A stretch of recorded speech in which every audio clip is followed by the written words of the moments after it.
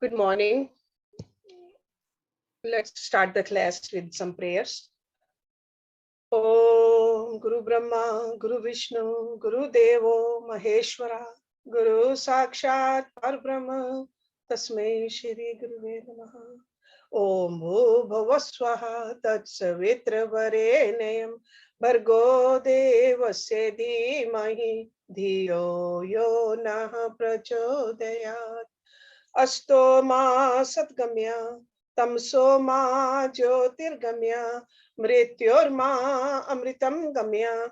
Om sehna bhavatu, sehna bhunaktu, sehviryam karvavahi, tejasvi navadhitamastu, ma vidvishavahi. Om shanti shanti shanti om. Tuesdays we are reading Mahabharata, and we are on chapter number 29, and the title of this chapter is A Brilliant Pupil. And who are these pupils?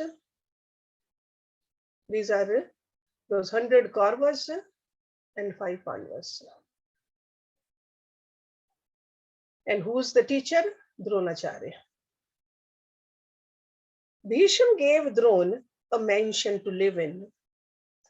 It was no less than the home of any nobleman in Hastinapur, and the granary in its yard was full, always full. He gave the Brahman and his son fine clothes, silks for his wife, and ornaments fit for a queen. Bhisham said, "From now on, you are not only the guardian of my grandsons, but of this kingdom." Drona bowed and accepted the charge, though he knew it would be a heavy one. The Kuru princes were summoned. When they prostrated themselves at his feet, one after the other, Drona blessed them. That first day of their tutelage, he said to them, "I have a mission that is close to my heart. Swear you will help me accomplish my mission, and I will make great Kshatriyas of you."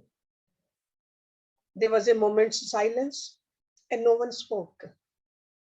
They feared what impossible task he might ask them to perform. Then Arjun stepped forward and said quietly, "I will do whatever you ask. I want to be a great Kshatriya. Don't you want to know what I want from you?" Arjun shook his head. Drona knew his instinct had not betrayed him about this youth. He embraced the third Pandav, and from that day he was his master's favorite pupil. From that day also, Arjun was Drona's most brilliant Shishya and the most dedicated one, and his guru tried him harder than he did any other student. The first years of the prince's education passed swiftly. Drona taught them not only the use of ordinary weapons, but initiated them into the secrets of the supernatural astras, each one ruled by a dev. Not his brothers, the Acharya's own son Ashwathama, and certainly none of the others had the single-minded obsession for archery that Arjun did.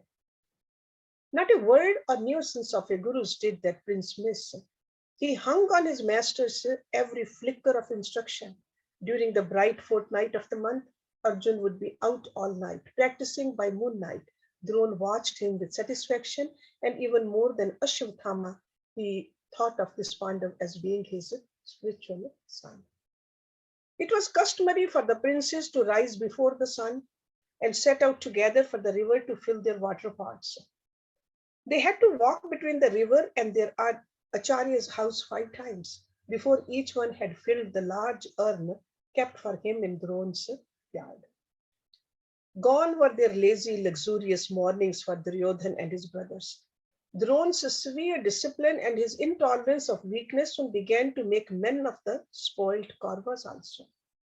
Yet that master, who otherwise made so difference between his own son and any of the others, made it a point to give Ashwathama a bigger water pot than the ones the Kuru princes had.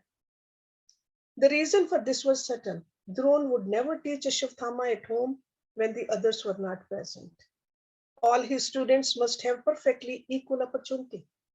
But even the master was only human. If Ashwathama filled his urn before the rest, came into the Drone's morning class before them. There was no reason why he could not impart some little archer's secret to his son before the others arrived. Ashwathama would indeed arrive at the lesson before the Kuru's princes. While they must make the trip to the river 5 times, he, with his bigger part, had filled his urn in just 4. As he had told all his students he would, Drone began his lesson as soon as his first pupil arrived. This went on for a month and Arjuna chafed at it. He ran back and forth from the river and arrived considerably ahead of his brothers and cousins, but he could never arrive until well after Ashwatthama. Of course, he could not dream of accusing his master of being partial to his son. At the end of the month, one day, Arjun came for the morning lesson before Ashwatthama did. Drone showed no surprise. Neither did he reveal if he regretted Arjun's being early or whether it was delight he felt. Nor did he ask the Pandav how he had managed to come early today.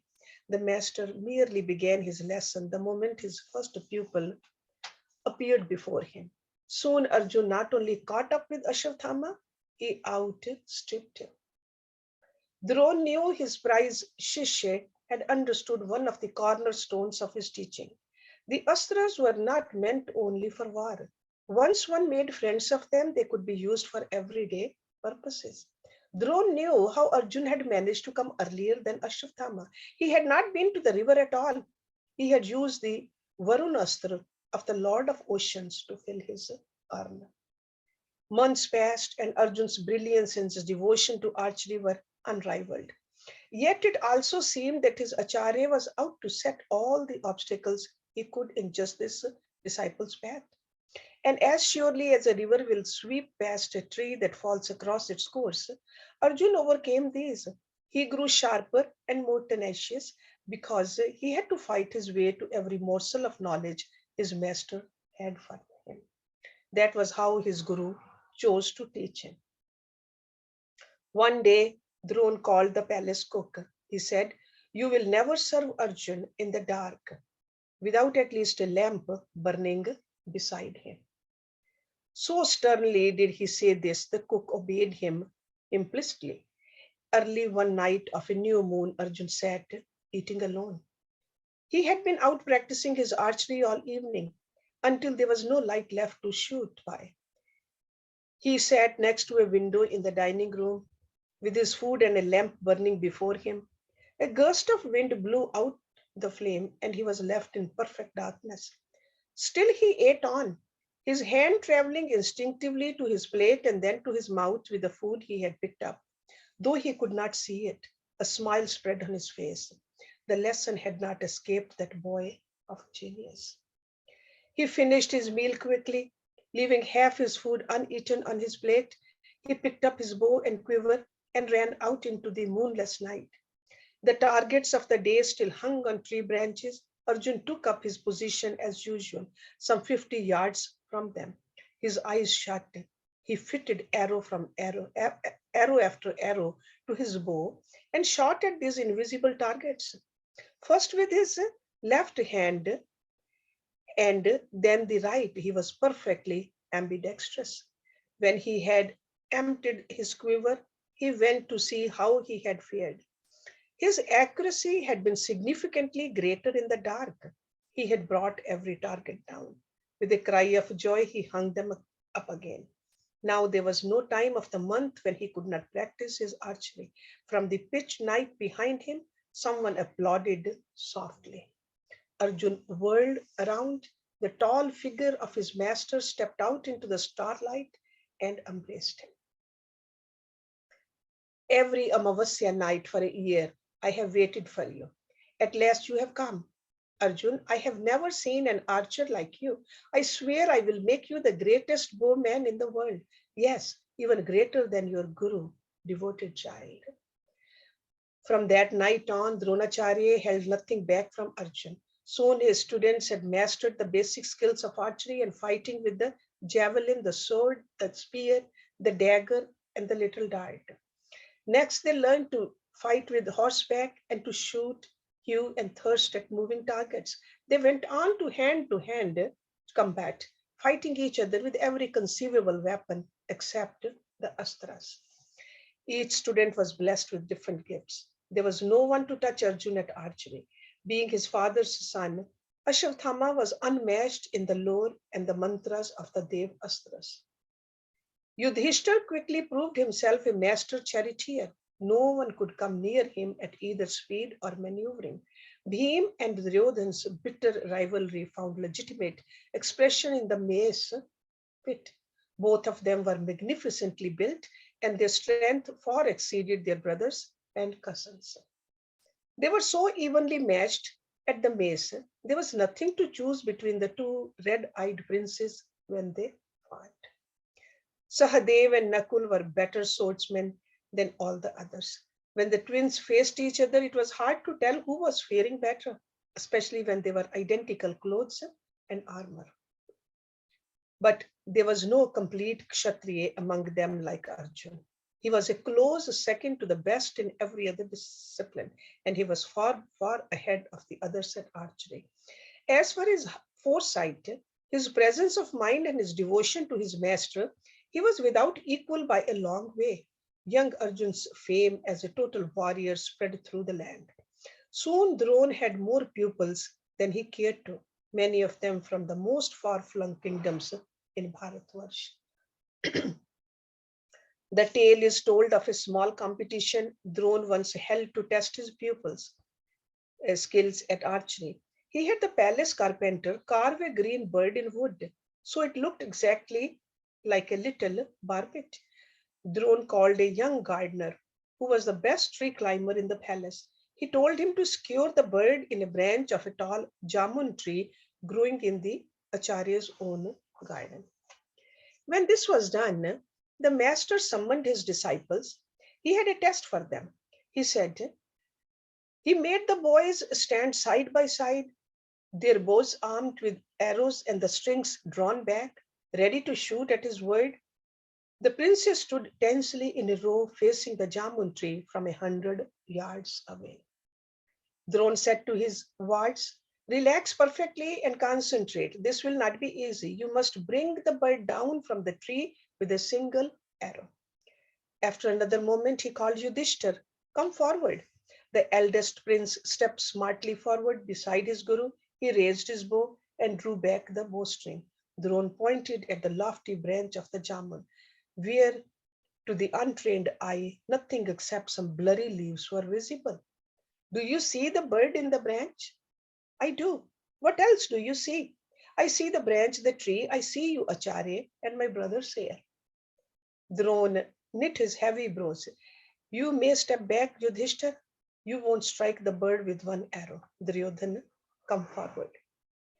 Duryodhan stepped forward. He was a chance to beat the Pandavas, since Yudhishthir at least had failed the Acharya's test. Do you see the bird in the tree? I do. What else do you see? I see the tree and you, Acharya. Drone said, step back, Duryodhan. You will not hit the bird. One by one, he called up all his pupils. All of them saw the bird in the tree, and besides, they saw the tree and their master, and many saw their brothers and cousins as well. Drone made all of them step back without letting them shoot at the bird. To each one, he said, you will not find the target with one arrow. Just 4 princes were left who had not been called up: Nakul and Sahadev, Ashwathama and Arjun. Nakul stepped forward. Do you see the green bird in the tree? I do. What else do you see? I see the tree, Acharya. What else? Nothing else. I see nothing else. Step back. You won't bring the bird down with one arrow. It was Sahadev's turn. He saw the bird, the branch on which it was perched, and nothing else. Drone said to Sahadev, can you describe the bird to me? Slowly, the youngest Pandav said, it is green. Its beak is red, and its claws are blue, I think. Does it have feathers? I can't see the feathers. Is it a real bird? I couldn't be sure, but it hardly moves. Sahadev stepped back. Just Ashwathama and Arjun remained. Ashwathama stepped forward. Do you see the bird? I do. What else do you see? Nothing. I see only the bird. There was a murmur from the others. They were silenced at once by a look from Drone. Can you describe the bird? It is green and made of wood, with a red beak and feathers painted on. It is motionless, and its eyes, are they open or shut? I can't be sure. Shall I bring it down? You will miss the bird, Ashwathama. Don't waste your arrow. Step back. Only Arjun was left. He remained motionless in the archer's stance, a lid with not a muscle moving.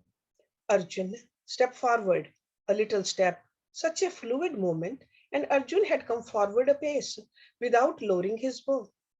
Drone smiled. Already this pupil was different from the rest, even in the way he moved. Arjun's gaze was fixed on the branch. He seemed perfectly relaxed, as if he could stand as he was for a week. Do you see the bird on the branch, Arjun? I do. What else do you see? Nothing else. Can you describe the bird to me? Its eye is open, staring. What else? Its head is round. What about its wings, its feet? Asked the roan in mounting excitement. I don't see the bird's body, only its head. Bring it down, Arjun. Arjun's arrow took the bird through its eye and it fell out of the tree. There was silence among the princes as Arjun lowered his bow. Drone embraced him and said, when the time comes, you will vanquish my father's Shishya for me. The master turned to his other pupils. How could you bring the bird down unless you saw it properly first? That is what you must learn, to see the target and nothing else. Archery is no less than dhyan. Only he who treats it as such, only he who is reposed in his archery and gives himself to it utterly can be a master. Ashwathama, you may or may not have brought the bird down. But what if the bird was an enemy, an archer himself? If you did not kill him with your first arrow, you would be a dead man. As for the rest of you, you were all dead men against a real archer. Never think of yourselves as shooting at targets that you do not shoot back. That isn't the way of the warrior. In his heart, Drone thought, Drupad, my Arjun will make you humble again. At the river. A few days later, Drone went with his pupils for a long ride and a bath in the Ganga. Evening was upon the world, and the last light of the sun bathed the river and the woods in soft gold. The Ganga was a picture of calm, flowing with hardly a ripple. Drone entered the water first. He stood in the knee-deep shallows, saying a prayer to the setting sun, to his ancestors in Pitrilok, and to the gods. The princes stood on the shore. They had laid their bows and quivers on the ground because they must not bear arms while their guru offered worship. Some dead logs floated downstream on the swiftly darkening current. The sun sank beyond the woods, and the birds all sang together as they nested in the living branches of the rivers, of the trees. Suddenly, the tranquility of the sylvan spot was shattered. One of the innocent-looking logs on the river grew a demonic snout, gaping jaws, a bloated body, and a lizard's thrashing tail. A primordial monster seized Drone's leg and dragged him into deeper water. It was a crocodile, 30 feet long, and Drone cried frantically for help. Only Arjun moved, and how he did.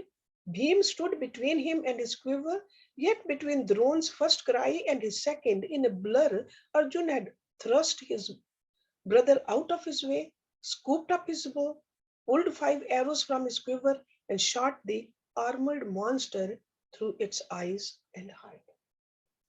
The beast sank, its dark blood staining the clear water. Its grip on Drone's thigh went slack, and crying out Arjun's name, the Brahman swam ashore. Now, as if waking from a dream, the other princes ran to help Drone. Arjun laid down his bow and quiver. He was as calm as if he had been at moonlight practice in the palace yard in Hastinapur. Not a thought had disturbed him, no flicker of doubt. He had merely reacted to the situation, quicker than thinking, perfectly like the immaculate warrior he was. Drone embraced Arjun. Then he held him at arm's length and gravely studied the prince's face. At last he smiled. I am going to reward you for saving my life. Purify yourself in the river. He made his other disciples sit in a wide crescent. When Arjun had bathed in the Ganga, Drona made him sit facing east in the twilight. The Guru sat before his Shishya. Drona held his arms stretched out towards Arjun, palms open and facing up, and murmured a mantra. As soon as he said the hermetic words, a pulsing, unearthly radiance shone upon him, enfolding the master and his pupil. It separated them from the rest of the world. Then a blinding stab of light and a golden arrow lay in Drona's hands, shining in the gloom like a strip of sun. Its shaft had four small heads, plainly visible, breathing. The others watched with their eyes riveted to Drona's hands. Drona said slowly, Arjun, receive the Brahmastra from me. Brahma Sirs from me. It is the weapon of the father of the worlds and one of the greatest astras. Once more, now softly, to the others could not hear, Drona whispered the mantra for that weapon. He made Arjun stretch out his hands, palms up, and say the occult words after him. The astra with four heads vanished from the master's hands, and it now lay in Arjun's. Once more, Arjun repeated the mantra. The golden shaft rose out of his palms and melted into the prince's body. Near his heart, he shuddered and sighed deeply. Arjun prostrated himself at Drona's feet. The Guru said, you may never use this weapon against a mortal man. Because once you summon it, if its fire is not quenched on the one against whom you call it, it will consume the very earth. Only against a great Asur or a Dev turned to evil may you invoke the Brahmastra. Drona raised Arjun up and embraced him again. Smiling, he said, you shall truly be the greatest archer in the world. Yes, I swear it. Arjun glowed, and his brothers came and hugged him. But envy stung Duryodhan and the Kauravas like a serpent, and their faces were dark. Chapter number 31, Ekalavya. You have heard this name. But Arjun would not have been the greatest archer in the world. One evening, Drona was out alone in his garden, breathing the scents of lotuses growing in his tank, with a lithe figure darted out from the bushes and prostrated itself at his feet. Drona saw it was a young boy, who now turned up his face darker than moonless nights to gaze at him. Such reverence shone in those stark white eyes. Drona had never had a look like that from any of his disciples. The boy had bathed before he came here, but he smelled of wild places. Drona felt sure that he would soon be caked with mud and leaves again from head to foot, tameless as the jungle that was his home. He was drawn to the dark youth who looked some 3 years younger than Arjun. The Brahman said kindly, who are you, my child? In his musical dialect, the boy replied, I am Ekalavya, and then added in a whisper, as if he could hardly believe where he was, and you are Drona, the master. Yes, I am Drona. Now say what you want from me. I am the son of Hiranyadhanush, king of the Nishads of the forest. His eyes never left Drona's face, as if to imprint every feature on his heart. Say what you would have of me, said Drona impatiently. Take me for your Shishya, teach me archery. The youth breathed his dream. Drona sighed. I feared as much, but I teach only Kshatriyas, and a Nishad could never learn along with them. The princes I teach will rule the earth one day. I am sorry, but I must refuse you. He saw tears glimmer in the unwinking eyes. Ekalavya crouched there in silence. Then he said, at least bless me once, Guru, and laid his tousled head at Drona's feet. Moved, Drona bent and placed his hand on the boy's head. Bless you, child. A smile as white as his eyes lit his long black face. Ekalavya cried, "Now I will not fail." And jumping up, he was gone. Drone stood staring after him uneasily and was filled with an unaccountable sadness.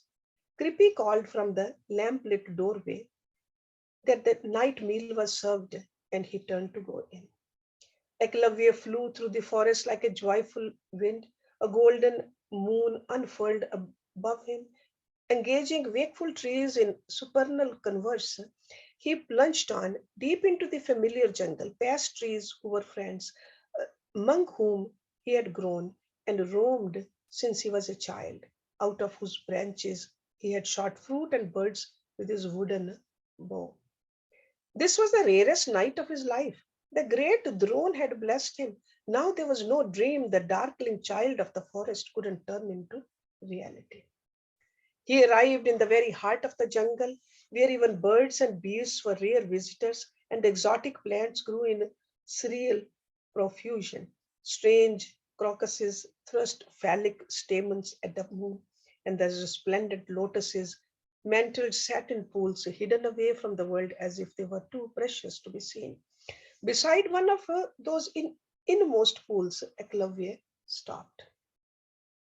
He was unconcerned by the time of night. He was used to hunting at all hours, with the sight such as only those creatures have that depend on it for their lives. He began to scoop up wet earth from the mossy bank of the pool, its face alight with violet and crimson blooms in the flowing moon. He carried this earth to a tree that grew apart from its fellows alone, much like intense Eklavya himself. Through the night he worked, pausing just once, briefly to eat some lotus stems. Under his fine touch, a figure began to take shape. On he worked, past the dawn, at times in silence, feverishly, at others singing softly in his wild tongue of trees, birds, and beasts that have never known restriction, but life, love, and death. In perfect freedom and danger, he worked with absolute passion. Past the feet and the long, powerful legs grew the figure Eklavya was making with such love. Up past the erect waist and back, the deep supple chest, right up to the neck. Then he began on its long arms, one hanging at the side, fingers almost to the knees, the other raised its palm open in a blessing. When he finished the arms and the hands, it was evening of the next day. He fell asleep at the feet of his headless clay figure, but in his dreams he saw lucidly the noble head he must still fashion. He awoke at midnight and resumed his obsessive labor. By now his dusky skin was covered in pale clay, his curly black hair was streaked with it. While he had worked in frenzy on the body, now he was slower, more careful. It took him 2 days before he finished the head. He picked up his bow and bamboo quiver in which the arrows lay straight at bands of light and hunted a young wild pig. He roasted it on a spit and devoured it hungrily. Then he slept and now dreamt only of the face he had yet to make. Most of all, the unforgettable eyes in that face, eyes like live coals. He awoke again and took up the light clay from the pool of lotuses. He scooped it up uniformly, leaving no ugly pit to mar the beauty of the wild spot. More painstakingly still, often pausing to shut his eyes to recall some tiny wrinkle at the corner of its mouth. Eklavya worked on the stern, gaunt face. It took form under his subtle fingers and was eerily lifelike. He was impatient to be done with this unfamiliar task. Only when he had finished making this figure could he begin with the other calling that raged in his blood, the one that would make his wild name immortal. He toiled for a week, often sobbing in frustration when he had to break off some feature because it was not perfect. Most of all, the eyes eluded him. It was their expression he could not capture because he wanted them to express all things, to be a mirror of the universe to him. Where else would he turn but to his master's eyes when he wanted solace or instruction, approbation, or love. At last, the figure was complete. Ekalavya went to the nearby jungle stream and bathed languorously in it. He came back to the clearing where the form he had made now stood tall and commanding. Its enigmatic eyes were alive. They looked at him. The boy went to the pool and pulled up some lotuses from its surface. He tied their stalks together to make a garland. He came to the clay figure and draped the garden of lotuses around its neck. With a lump in his throat, he whispered, "Bless me, Guru," and prostrated himself at the feet of his preceptor in the wilderness. Ekalavya rose with his hunting knife, which he used to carve the flesh of animals he killed. He cut a flat, round piece of wood from a dead log. Climbing nimbly into the tallest tree at the glade's edge, he secured the target to a high branch. He moved with the grace of a young jungle cat, lean muscles shimmering. He climbed down from the tree and walked to the opposite end of the clearing. Now he could not see the target at all. With his guru's name, his fierce heart, the jungle boy raised his bow. The years flowed by in Hastinapur. The Kuru princes had their instruction from throne, and Ekalavya studied with his earthen master in the forest clearing. Everyone said Arjun was the finest archer in the world. The Pandav was confident of it himself. He knew even his great master thought so. One day, the princes went hunting in the forest with a hunting dog, a lively animal with the keenest nose. They had come to hunt big game, a leopard, or even a tiger. The restless dog dashed eagerly into the forest, and the princes went after it. Its nose to the ground, the beast ran on, exhilarated with all the marvelous scents this jungle was suffused with. The dog sniffed 1,000 tales of wildlife and encounters as clearly as if he saw them with his eyes, some fading, some fresh and vibrant. He was fervid on the trail, snuffling in rapture. He plunged deep into the one where not even foresters and honey gatherers ventured, and the princes were hard pressed to keep up with him. Then, ahead of them and out of sight, the dog stopped, dead in his tracks. His hackles raised, growling. He broke into a frenzied volley of barking. So gaudy birds came flapping out of the trees, as if he had gone quite mad at whatever he had seen. He bayed a long howl, a terrible nerve-wracking sound. Certain that was the beast had found a tiger or leopard, the princes came running, their bows ready. Suddenly the dog gave a shrill yelp and fell silent. With Arjuna ahead of the rest, the young Kurus crept through the trees, thinking that a big cat had killed their dog and now lay in wait for them. But they had hardly gone a few yards when the dog shot out of the thickest, whining piteously in his throat. Crowding round the hapless animal, the princes saw what had silenced the poor brute. Round his muzzle, in a circle as perfect as the petals grow out of a flower, the dog's jaws had been shot shut with 7 wooden arrows. Arjun knelt beside the beast and gently tugged the cruel barbs out one by one. The others saw his eyes fill with tears. They were not tears of sorrow, but envy. As he drew out those arrows, Arjun's hands shook. Once his jaws were free, the wretched dog began to howl, and blood gushed from his wounds. Every prince there knew how unlikely it was that anyone, could have muzzled their animal like this. It would take an archer of unearthly skill, because once the first arrow struck him, the dog must have turned and run from his assailant. Just one person might conceivably have attempted such a feat, Arjun. He may have been able to shoot 4 or 5 arrows in less than a moment, but 7, and so symmetrically, not even Arjun could have done it. Anyway, the hidden archer was not he. Finally, Bhim breathed, "Who did this? Is Drone out in the jungle?" His fears taut, Arjun stalked ahead into the dense forest and arrived in a bright clearing. There, shooting a tide of arrows at an invisible target on a treetop with grace and skill that took even the Pandav's breath away, stood the wildest young man. He was dark and sinuous as a black panther. His hair hung to his shoulders in unkempt straggles. He wore a spotted leopard skin, was covered in jungle mud, and loosed his arrows as effortlessly as he breathed. He was surely no Kshatriya prince, but then no Kshatriya prince on earth was the marksman this youth was. Choking with envy, Arjun cried, "Fellow, who are you?"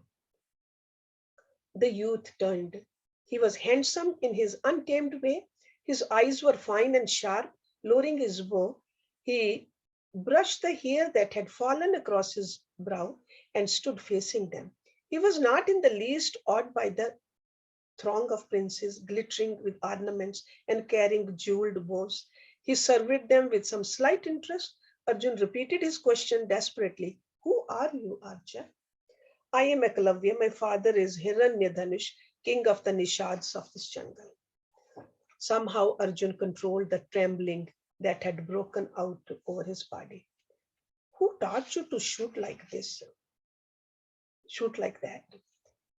At the target?" Sensing the seismic tension between the youth and the Arjun, the others were silent. Arjun said, "No. What you did to our dog?" White, even teeth flashed in a grin. "Oh, that. He annoyed me with his howling. I think he mistook me for a leopard." "Who taught you archery?" cried Arjun, his world crumbling around him. "My master, of course." "Who is your master?" the Pandav almost shouted. "The greatest archer on earth." Arjun thought he would die from the pounding of his heart, the jealous coursing of his blood. "His name Nishad." "Why, Drone Prince? Who else would be my master?" With a cry, Arjun turned and fled from that clearing as if the black youth had shot him with an arrow. The other Pandavas and Kauravas followed Arjun, some puzzled and others knowing. His eyes streaming hot tears, Arjun flew back through the trees. At the edge of the Van, he leapt into his chariot, rode back to Hastinapur like one who would race the wind. In the city, he drove straight to his master's house. Still sobbing, he stormed into Drone's presence. Arjun stood red-faced and silent before his guru. Drone rose and came up to his favorite pupil. He saw tears flowing down the Pandav's face. He saw how the young Kshatriya shook as if he had a fever. "Arjun, what is the matter? What happened to distress you like this?" "Serene prince." Arjun turned his face away from his acharya. "Tell me what happened." You swore to me, Acharya, and you lied." "What are you talking about? What did I swear?" "You swore I would be the greatest archer in the world, but you lied, you lied." Drone took Arjun by the arm. "What are you saying, Arjun? You are the best of all my pupils. Who is a better archer than you? No one on earth." "Lies, lies, lies. Your Shishya in the jungle, the Nishad is better than I am. I saw him today." "Acharya, you can't hide him from me anymore." He broke down and wailed. "He is so much better than me that he makes me look like a child." Puzzled, Drone said, "Who is he in the jungle who is better archer than you?" "The Nishad, Ekalavya." Meanwhile, the other princes rode up to the master's house. They were also full of the wonderful archery of the youth in the jungle's heart, how he had sewn up the dog's mouth with 7 arrows even as it ran from him, and how unerring his aim was when he shot at the target in the tree. They all agreed not even Arjun could match the Nishad. But Drona knew that Arjun was the hope of the world. He was the prince who could save the future. And here he was already on the verge of destroying himself. Drona saw how blankness filled Arjun's eyes and how he toyed with his clothes as if his mind was on the edge of some trauma. To be the best bowman in the world was more important to the Pandav than his life. It would break his spirit if there were anyone better than he was, and in this case, not even another Kshatriya, but a mere hunter. Drone knew his time was short. He said to Arjun, "Come, let me go and see this Nishad of yours." The others wanted to go as well, but Drona was firm. Only Arjun and I will go to the forest. They climbed into the Pandav's chariot. Hope flared up again in Arjun that somehow Drona would relieve his agony. He drove back as swiftly as he had come, racing the wind once more when it could go no farther. They alighted from the chariot. His fabled poise in shreds, Arjun dashed through the trees towards the place where the dog had received its incredible punishment. They arrived at the hidden clearing. Drona stopped Arjun, laying a hand on the prince's arm. At the far end of the clearing stood Ekalavya. He had blindfolded himself and had his bow in his hand. He stood very still, his body relaxed and alert.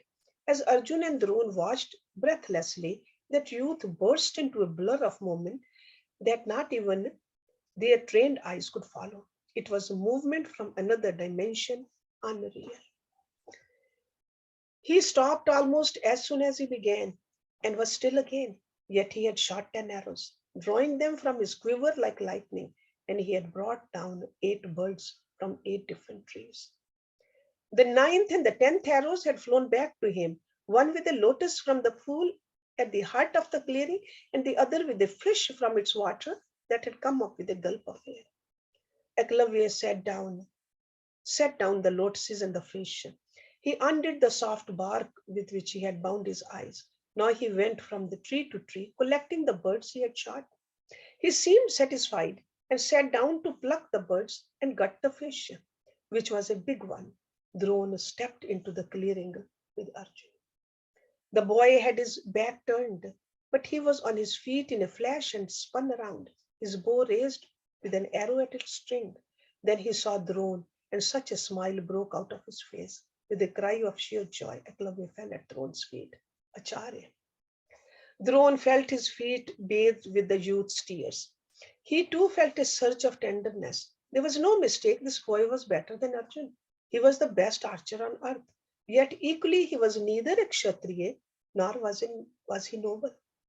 Arjun would never have silenced an innocent dog as cruelly as this dangerous Nishad had. The forest boy could become a great threat someday. He could change the course of fate. Not recognizing Ekalavya from the brief encounter he had with him many years ago, Drona raised him up and said, "Who are you, son? How do you call me your guru? I don't recall ever having seen you." "I am Ekalavya. It was dark that evening in your garden when I came and asked you to take me as your shishya. When I told you I was a Nishad, you said you could not have me. But when I set my head at your feet and asked for your blessing, you gave it to me. You are my guru and you have stood beside me all these years, showing me the archer's way." He led them to the solitary tree. Drona laughed when he saw his own image, now a little worn with sun, wind, and rain, but still a remarkable likeness. The Acharya turned to Arjun and saw only burning resentment in the sublime prince's face. Drona sighed. He knew what he must do slowly. He said to Ekalavya, "So I am your guru, and no pupil has learnt better from me than you have."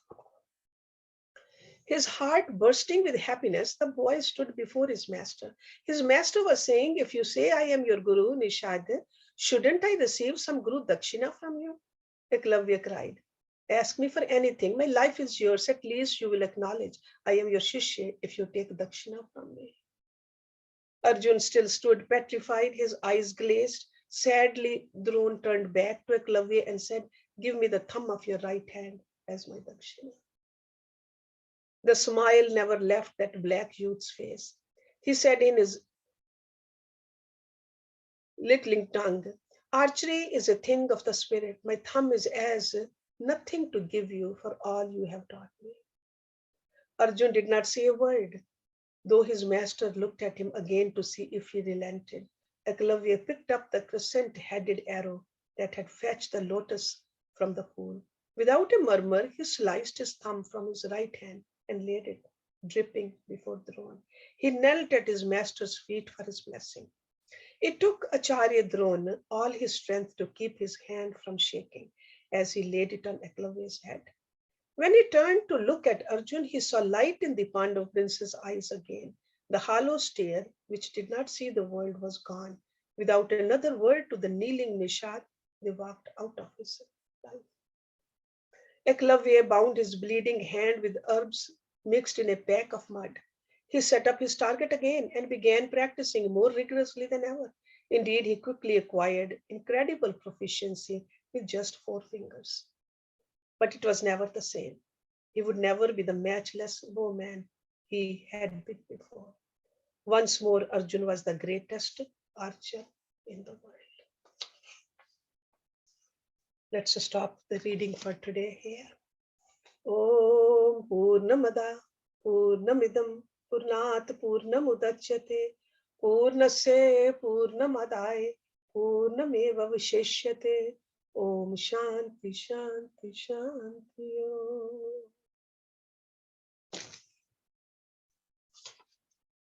Thank you very much.